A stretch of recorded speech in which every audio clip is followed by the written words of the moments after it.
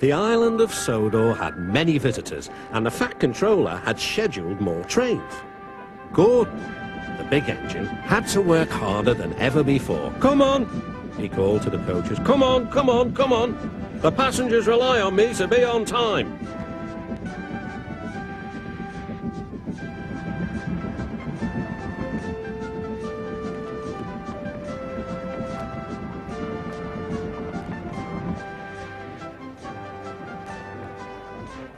Whenever Gordon finished one journey, it was time for another to begin.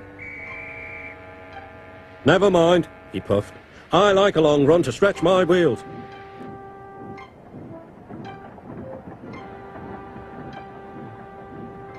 Even so, the Fat Controller decided that Gordon needed a rest. "James shall do your work," he said kindly.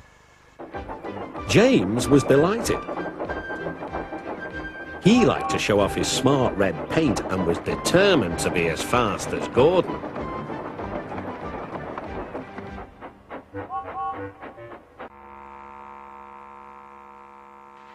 "You know, little Toby," he boasted, "I'm an important engine. Everyone knows it. I'm as regular as clockwork, never late, always on time." "Says you," replied Toby. Just then the Fat Controller arrived. "Your parts are worn, Toby, so you must go to the works to be mended." "Can I take Henrietta, sir?" "No. What would the passengers do without her?" Toby saw Percy by the water tower. "Don't worry, Toby. I'll take care of Henrietta until you get back."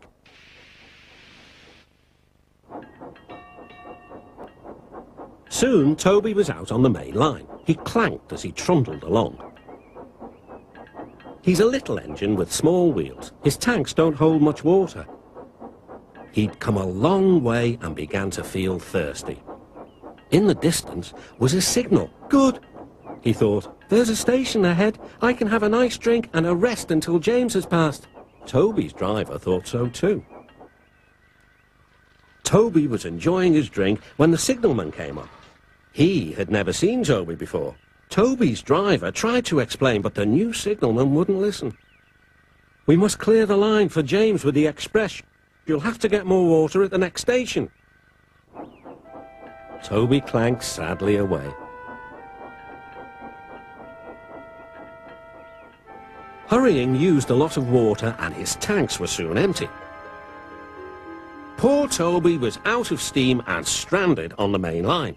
"We must warn James," said the fireman. Then he saw Percy and Henrietta. "Please, take me back to the station. It's an emergency." Henrietta hated leaving Toby. "Never mind," said Percy. "You're taking the fireman to warn James. That's a big help." Henrietta felt much better. James was fuming when he heard the news. "I'm going to be late." "My fault," said the signalman. "I didn't understand about Toby." "Now, James," said his driver, "you'll have to push Toby." "What, me? Me push Toby and pull my train too?" Rumbling dreadfully, James set off to find Toby.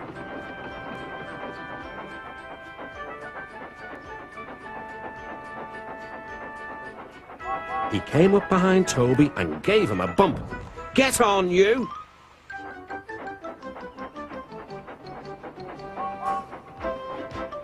James had to work very hard.